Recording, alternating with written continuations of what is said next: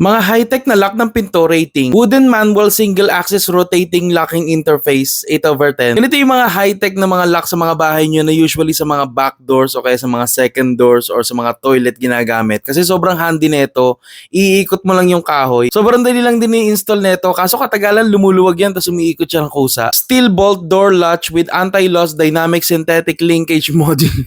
Nga ba? 10/10. Isa to sa mga pinaka-high-tech and secure lock sa Pilipinas na long-lasting. Yung ganyang lock sa pinto, lolo mo pa yung nag-install niyan, tas may anak kanal, yan pa rin yung lock na pinto nyo sa bahay. Madalas tong ginagamit sa mga final lock sa mga main door nyo kasi sobrang tibay nga kasi niyan, hindi basta-basta kayang tibagin yan ng mga intruder. Metallic manual single-axis rotating locking interface 8/10. Ito matibay din to, widely used yan sa Pilipinas. Pang matagalan din to sa sobrang tagal niya nakakagawa na siya ng nung semicircle na kalawang dun sa pinto nyo. Ordinary yung padlock 2/10. Wala, mga low-tech lang yung mga ganito, walang kalatoy-latoy. Pang may hinang nila lang. Pag nawala mo kasi susi niyan, kayang-kaya mo pa rin buksan yan gamit yung alambre. Tapos kailangan pang bumili ng bagong lock, di ba? Ang dagdag ng gastos. Huwag kayong gumamit na ito, mga pang may hina lang yan, mahinang klase yan. Rotary single access hook based security system 5/10. Okay din to, high-tech din to, kaso hindi siya masyadong secure kasi nabubuksan mo ng bahagya yung pinto. Tsaka pag nagagalaw-galaw mo siya tapos kinakalog-kalog, nahuhugot yung yung nakabaon dun sa kahoy. Manual operation, user assist, tension-based linear connector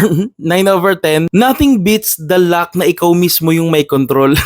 Madalas ginagamit ng mga ganitong security system sa mga sa mga terminal o kaya sa mga palengke na may bayad yung ihi at saka tae.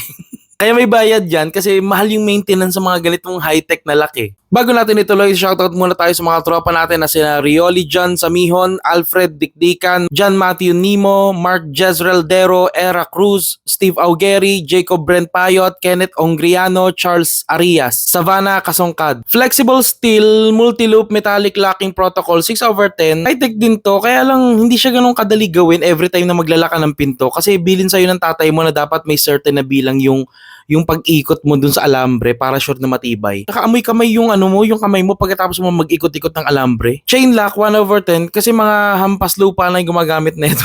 Tsaka madali lang sirain yan kasi madali lang mapigtas yung chain yan eh. Pag tinulak mo yung pinto, wala na, pigtas na yan eh. Military grade manual override dual phase locking mechanism 7/10. Ito yung bunga ng elite Filipino engineering. Madalas to sa mga gate na nilalagay para yung mga magtatangkang magnakaw sa inyo mangingilo yung ngipin nila kakabukas ng pinto nyo. Kasi ang ganit nito, di ba? Yung pagsara at saka pagbukas mo niyan nakakangilo ng ngipin eh. High pressure compressed cardboard door immobilization unit 5/10. Ito yung karton na siniksik dun sa pagitan ng hamba at pinto para hindi mo buksan.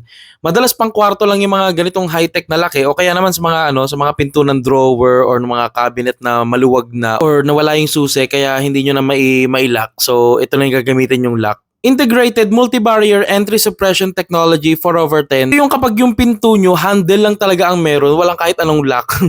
So, ang gagawin nyo, pag matutulog na kayo, lahat ng gamit nyo na mabibigat, yung mga silya, mga lata ng biskwit na nilagyan ng mga tools, isa-isa nyo itutulak yan sa likod ng pinto pangharang. Hindi siya ganun ka-secure, pero surprisingly may gumagamit nito pang main door, di ba? Lalakas sa mga loob.